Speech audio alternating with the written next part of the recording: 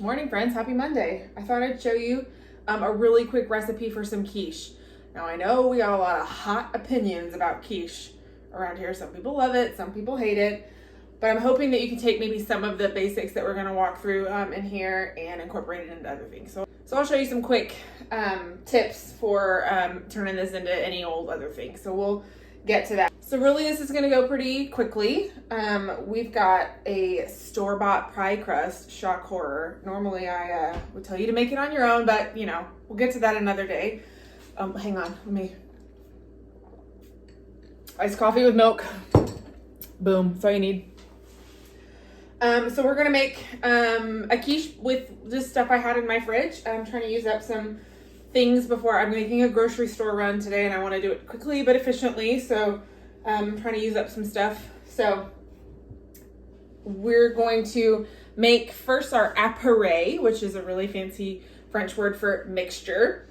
I make mine really milky, so it's really custardy.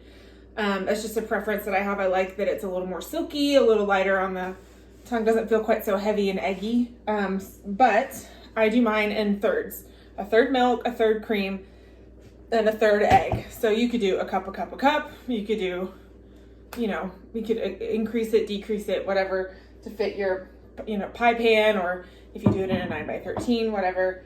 So I've got my milk. I'm gonna add my eggs, and then I'm gonna season this with salt and pepper, and that's kind of it. Oh, watch out for the eggshells.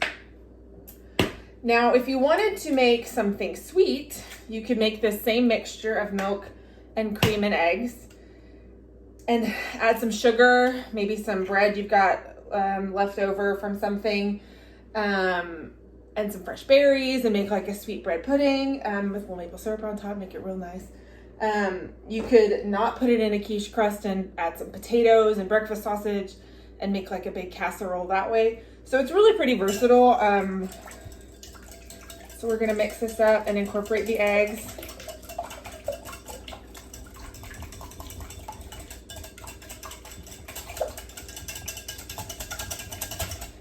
And we're gonna season, just salt and pepper.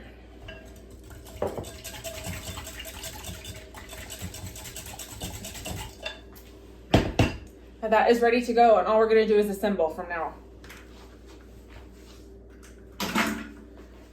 So I've got my store-bought crust. I'm just gonna unroll it and fill my pan. Now this is I kind of have a deep dish pan. If yours is a little more narrow, you'll have a little more room to make a really decorative crust. I don't get to on this one, but that's kind of all we have at the house. So we wanna make sure that we get into the corners. So I'm just taking it and kind of pressing to make sure there's no air pockets underneath. And then I'm just gonna take the crust and do a double fold over, just so it's a little thicker at the crust part. Mine's not gonna come out and be really pretty and decorative, but that's okay.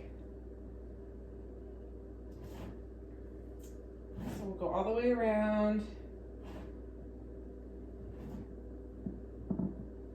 I love quiche and could eat it for breakfast, lunch, or dinner. I'm actually gonna have it for lunch today because it's mid-morning already. I didn't feel like getting up super early before my staff meetings, so this is a lunchtime quiche. Now, we want to make sure that we dock it, which is really just using a fork to poke some holes.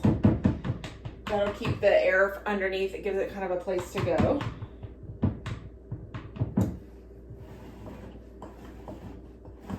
I used to work at a restaurant and we made quiche every day, and I'd probably make 12 in a day, easy, on a busy day. So I love quiche. So I've got some ham that I had left over from some stuff last week. A little manchego cheese, but if you've got shredded cheddar or whatever, you could even use a creamy cheese, feta, goat cheese, any kind of cheese you got. And then I have some roasted red peppers. So I'm just gonna pile it up in here. Lots of cheese.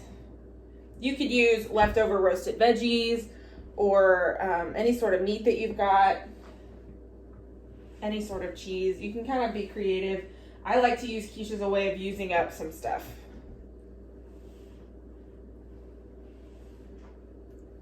All right, So you just want to make sure that, like, if this was going to be my wedge, it's going to have a little bit of everything in it. And then we're just going to pour the eggs in on top. Now they'll puff up a little bit as they cook because there is so much cream. So if it doesn't go all the way to the top of the crust, that's okay.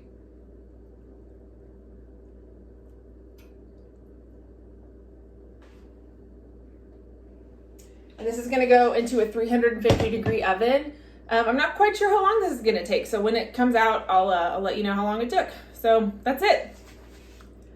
All right, our quiche is done. It took about 40 minutes. What you're looking for is you want it to be firm, but it's gonna be a little jiggly. So let me just give you a little wobble. See how it's like jiggly but firm? That's what we want, right? It's got a nice color. The crust looks good. So you wanna let it kind of sit for a little while and rest and kind of firm up. It's gonna be really goopy if you cut it too soon. So let it rest. So we're just gonna crack into this. I'm gonna cut a nice little piece and we gonna eat it. It is up to you how many slices you cut this into. I'll probably do 6 because I'm gonna eat it more like a lunch portion than a, one of my favorite things to do is to have this with just like a really simple salad, and it just makes such a good like light meal, but it fills you up. I also don't have the proper pie getter outer. Even though I'm a professional chef, I don't often have the exact thing that I need. So, you know, you just make do. Oh, it's gonna break. Oh, it's gonna break. Let me get something else.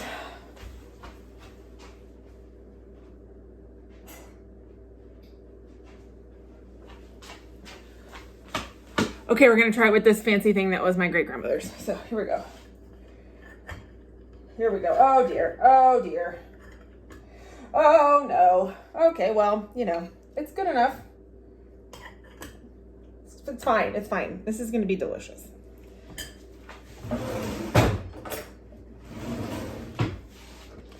All right, so here's our terrible slice of quiche. But it is pretty good. Nice and silky, super flavorful. Hot. So have some fun, be creative. If you make some quiche, let me know because I love quiche. And have a great day. See you tomorrow.